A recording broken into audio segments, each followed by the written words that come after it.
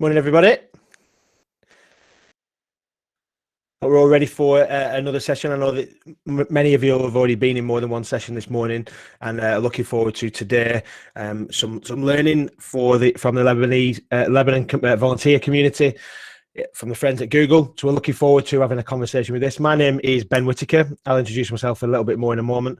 But just as we get into today, I'm going to present my screen to you so you can see all the things that I'm going to be talking about, and these resources will also be available to you after this if I go a little bit too fast. If I do go too fast, please make a comment in the chat, or if you've got any questions as we go along, put them in there, and as I get to them, hopefully I'll be able to pick them up. But I also put in a section at the end for questions and answers, so you're welcome to do that as well. So 5th of December, how has it got to December already? I don't know. It has. I live in the north of England. It's quite cold up here now, so we had some snow yesterday, so it's quite cold. But I want to talk to you today a little bit about and show some ideas around what good learning is. And a phrase that I keep saying in the school and colleges that I work with is that good learning is good learning. Just because it's online, just because it's maybe blended, just because you might have that synchronous and asynchronous, and I know that you may have heard some of that stuff already, and if not, we'll talk a little bit more about it today. The principles of good learning are still the same whether you are in the classroom face to face with children or whether you are outside, and whether you're teaching on a computer. So we're going to have a look at what that looks like today. Obviously, this is a project that's brought from these wonderful people. Great work that they're doing to try and support work. I've never been to Lebanon. One day, hopefully, I'll get to come and meet some of you in person. But this is the work that they're doing from the Lebanon volunteer community. So this is me. That's my official portrait picture. My name is Ben Whitaker. I'm a Google certified educator, trainer, and innovator. I do a lot of consultancy work with the guys at Canopy, who are hosting today's sessions, but also I am a curriculum manager and religious studies teacher at Burnley College in the north of England that I mentioned earlier. So it's quite an interesting place because I'm dealing with students who are in what we would traditionally call post-compulsory education. So they're 16 right the way up to 60. So I have all adults essentially, but I also have been a religious studies teacher in a secondary school in the UK, which is an 11 to 18 school, so 11-year-olds all the way up to 18-year-olds. So I've got quite a broad range, but also for those of you who might be from what we would call the primary sector, I am a governor. I've got two children who 6 and 10 who are in the primary sector as well. So I've got a vested interest right across the education sphere.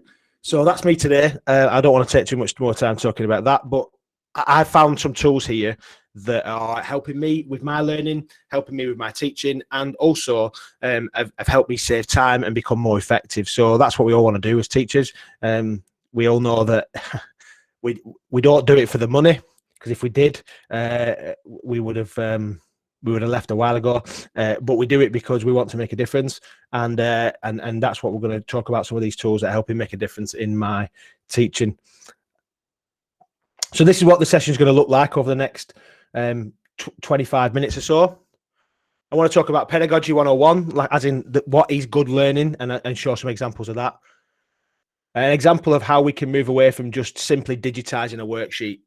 What tended to happen when we went into lockdown in the UK when the pandemic first hit, and that was really where most people changed. We'd done a little bit more of this pre-pandemic, but for a number of years. But a lot of schools and colleges just simply put what was a worksheet that had been on paper, that had just put it in, digitized it. So how do we move away from just simply repeating that?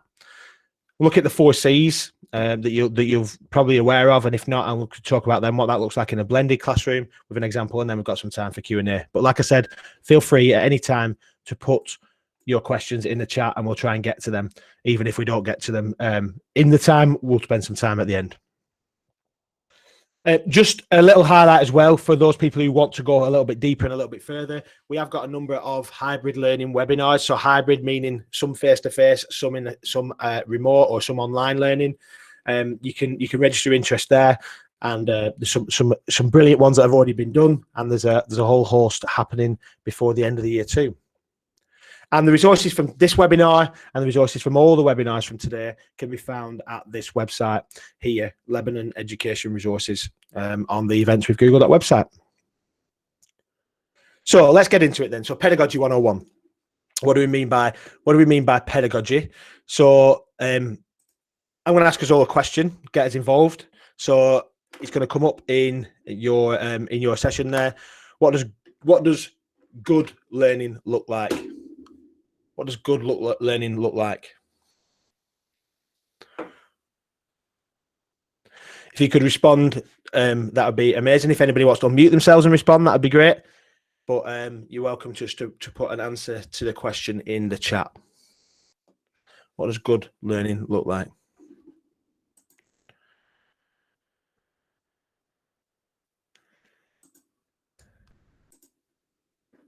Interactive, fantastic. What does good learning look like? It's got to be interactive, absolutely. The students are engaged, thank you, absolutely. Engaging, it's interesting how engaging comes up quite a lot, a level of engagement.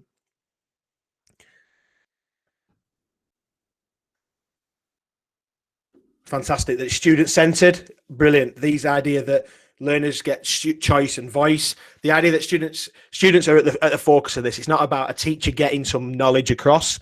It's somehow that it's about the students learning, and I think that's really, really important. And it's something that brand new teachers, and I remember myself as a brand new teacher, thought that I was the font of all knowledge, and I had to get this information. It didn't matter what they were doing. It was about what I was doing. I remember a good friend of mine said that I'm teaching better than you're learning to his students. And the whole point is that those two things need to work together, that the students are engaged, that they are, like people have said, interactive, but it's centered on the students so that we know our students, and that the students then are challenged and differentiated accordingly, so that we make sure that we teach to the people that are in front of us, but also that they make good progress. I think what's really, really important here as well is understanding that what we have done as educators is there's been a huge shift in probably in the last, I would probably say I started teaching about 12 years ago. 13 years ago. Wow, I'm getting old. And 13 years ago, and when I first started teaching, I was the font of all knowledge. I was a couple of pages in the textbook in front of the students to make sure that I knew what I was talking about. But these students now are using a whole host of learning tools, whether that's YouTube, whether that's Wikipedia, whether that's a whole host of learning sites to learn. Now, that doesn't necessarily mean they're learning the right things, but they are learning without us in the classroom. And I think that's really, really pertinent for us to understand that actually probably pedagogical shifts have changed away from teacher being the sage on the stage to more being guide on the side. So the idea that we become facilitators of learning. And in fact, we're toying with changing the title of some of our lecturers at the college, because most of the time we're not doing lectures anymore. They're becoming facilitation of learning, that learners are doing the actual knowledge transfer before they come into the class, and then actually the teacher or the lecturer is now facilitating that learning. But I wanted just to look at this, that the pedagogical principles stay the same. I said that once already, and I just started thinking about what does good learning, what does good pedagogy, or the idea of how we learn and why we learn the way that we do. And I think one of the key ideas is around feedback, and that learners, in order to be interactive, you need to get feedback from learners. So I'm doing a session here. It's lovely that I'm getting feedback in the chat. It's lovely that I've got people that might unmute themselves or come and talk to me at different points in it. That element is really important for the learning part.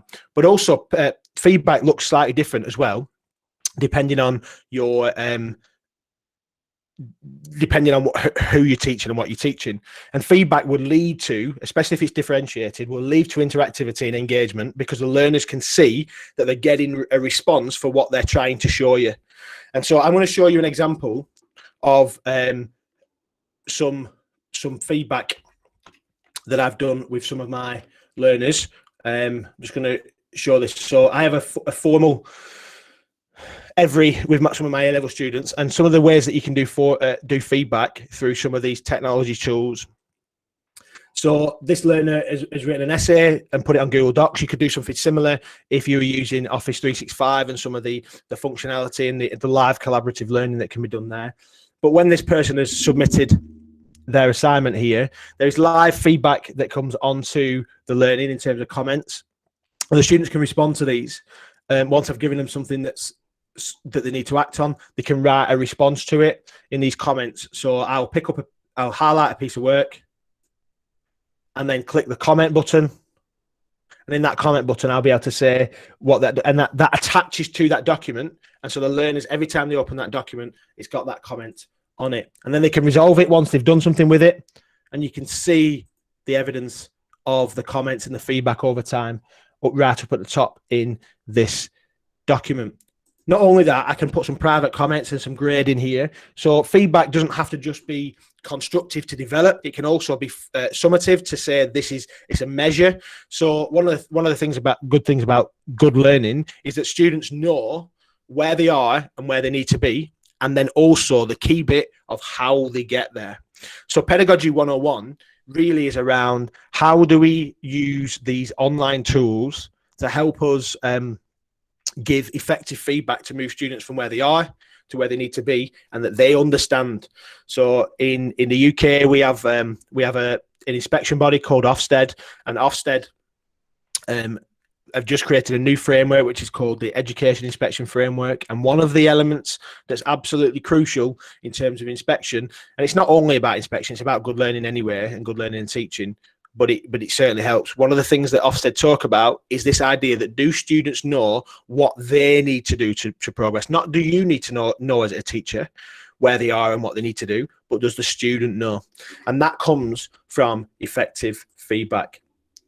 So pedagogical principles say the same. So if you think about other things that are on this Wordle here in this word cloud, so that assessment, so we can say, actually, at this point, that's where they are, so that we can see whether they've made rapid progress or not.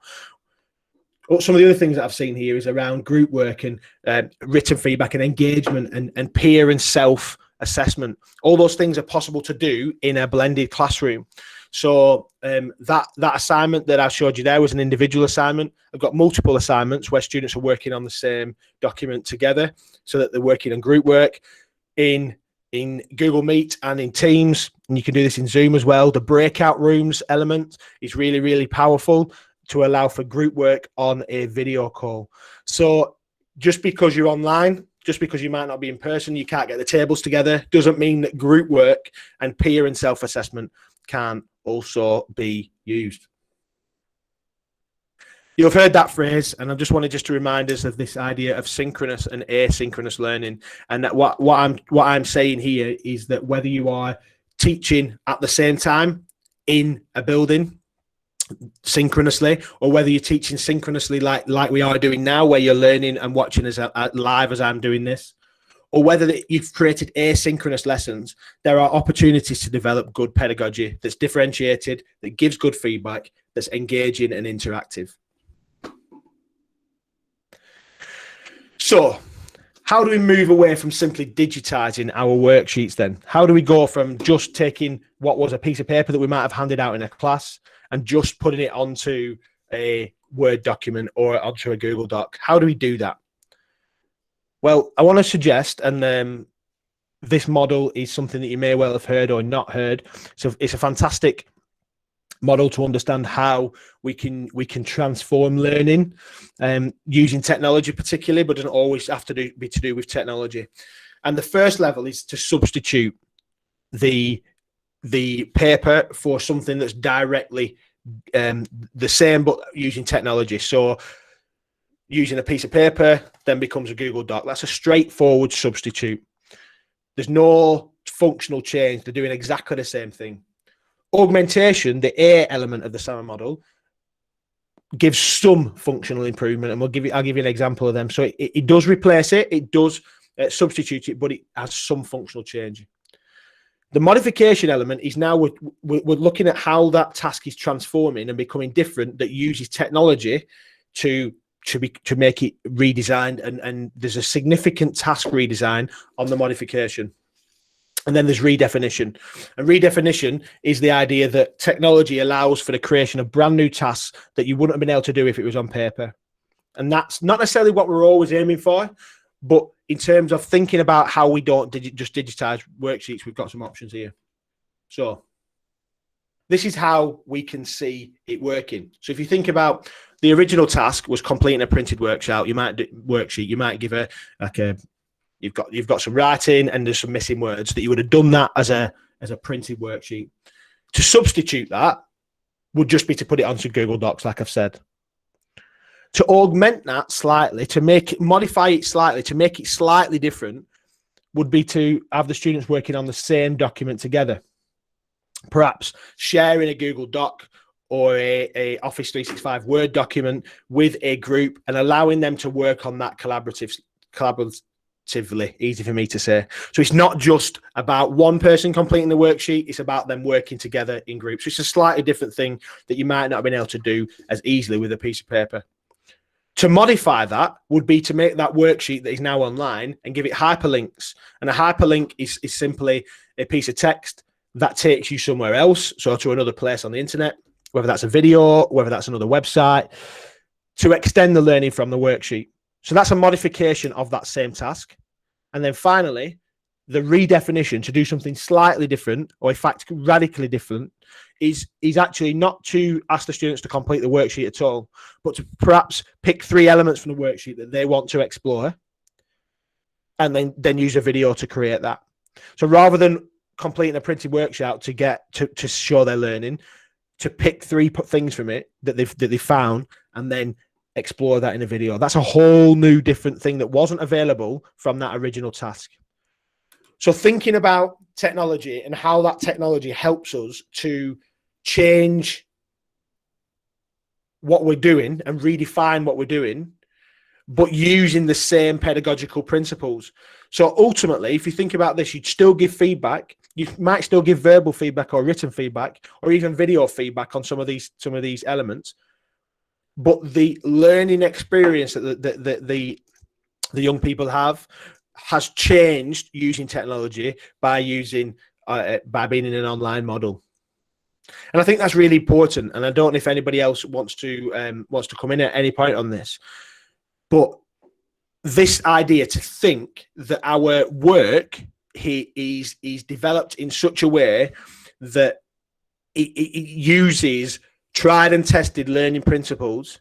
Good learning is good learning after all, whether you're in the classroom face to face or whether you're on a screen like we are today. So I have to deliver. We have a hybrid model at the college that I work at. So 2 days a week, a learner will be working from home, and they'll dial into a live meet like this. Or there might be some asynchronous learning where I've created a video, or I've set some work that they're doing, and they can do it at any point.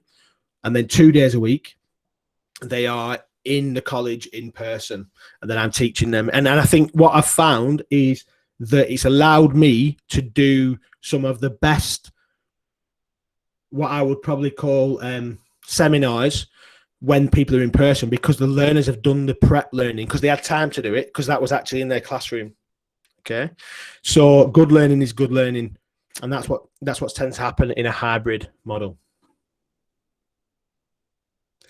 So I wanted to get to this really. This is the crux of the presentation or the session today. Is thinking about the 4 C's in a blended classroom. Now, I've heard lots of people to suggest that there's maybe 7 C's or 8 C's, but the 4 C's are a kind of a principle around learning that's 21st century ready, that's preparing students for the skills that are going to be needed as they leave school, whether they're going to university or whether they're going into the workplace, and what they need to do to be a global citizen, really.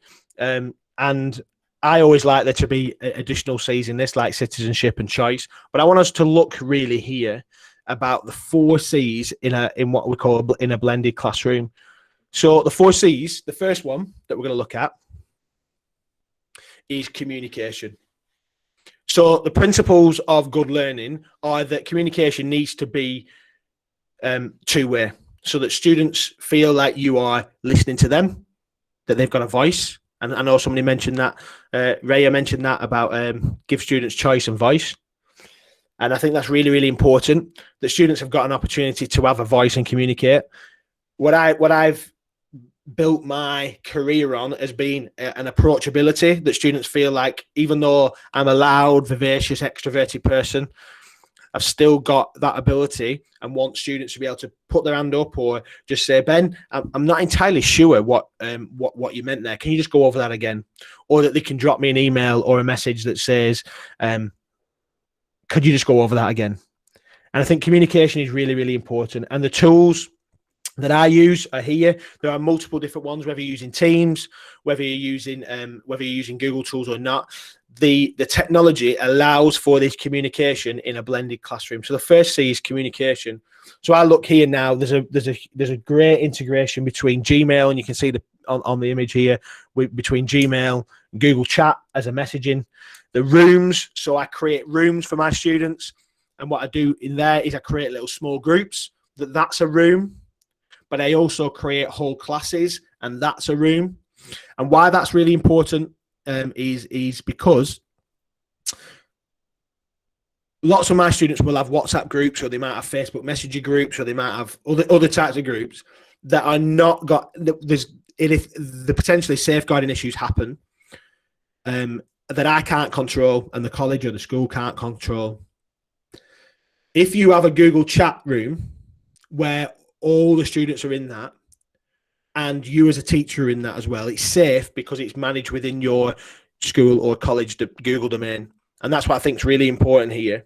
It's not necessarily just about Google, but it's about the idea of a safeguarding element of that data being stored safely, but also that there's in the back end in Google, for any of them that know, that Google Vault helps you to be able to see at granular level any communication. So if there's any bullying that's happened, or if there's any safeguarding concerns that have been highlighted, we can easily highlight that. But the point that I'm talking about here is about that ability for students to communicate.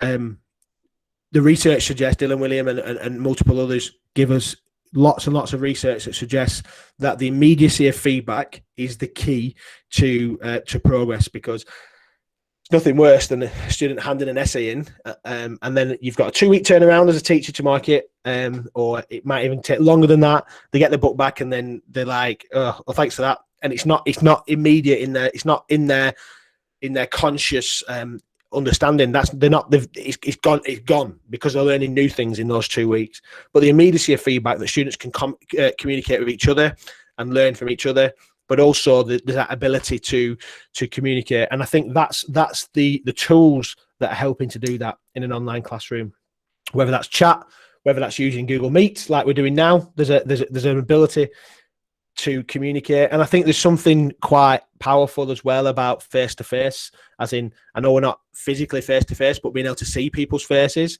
as an expectation. When you're teaching, not necessarily on a presentation like this, but when you're teaching, being able to see people's faces is important. But also the idea that they can communicate with each other in this way too. The second C, so the first one is communication. The second C is collaboration. And this is absolutely key. The ability to work together, and for students to work together, is absolutely a skill that will be necessary for these learners moving forward. It blows my mind, and I run a podcast, and one of the things that I talk about on this podcast quite a lot, that it blows my mind that we still, in 2020, still have students sat in an exam room in a memory test on their own, remembering what they need to know. It's just not real world anymore. That students will work together. There'll be collaboration. Very, very rarely will you be working on a project on your own. Now, maybe you will be, but you've got people that you can call on and people that you can ask for help. So in Google Meet, for example, there's an opportunity to embed a whiteboard, a Jamboard, which allows you to have collaborative ideas. And if we had more time today, we'll be able to look at Jamboard. I think some of the sessions later on look at Jamboard as well for collaboration. But it allows you to all the same people be working on the same piece of presentation at the same time, which I think is really powerful. Also, I've talked about that in terms of collaboration with Google Docs. So pre-designing these ideas for interactive activities allows for collaboration within the workplace and within the classroom, whether that is in person or not in person. I think that's what's really important here, that you can use Jamboard. And if for those of you that are able to, and you're on a device that allows you to do it, if you scroll down to the bottom on Google Meet, there is a 3 dots there that allows you to, there's a thing called Whiteboard, Open a Jam. You can see it on my screen there, Whiteboard, Open a Jam. And that allows you to create one of these Jamboards, which is kind of like a digital breakout space, planning space, a little bit of, it's like what you would do probably with an A3 piece of paper in a classroom. And it allows students to work together remotely and digitally. Thirdly, and I want to leave some time for quick Q&A at the end if anybody does want to ask any questions, is this idea about creativity, using creativity in a blended classroom. So we've questions around, we've had conversations about breakout rooms for group work, because that allows planned group work, so you can put students who are different abilities together. You can put students that are for different ages together. You can put students who are working on a certain project together. It allows for that creative use of groups, but also some of the things like polls when you're trying to find out people's different views on a topic, which we've kind of had a look at today. And also Q&A allows students to interact and have questions, so that this doesn't just become somebody, a lesson doesn't just become somebody speaking at somebody else, it becomes somebody interacting and being involved. But not just that, there's a number of other tools that sit within technology that allow for creativity. Things like Flipgrid and Quizlet and Kahoot, some of these names that you might have heard of, that allow for an interactivity and a creativity in the classroom, regardless of whether you are in person or not. And finally is the 4th C, which is critical thinking.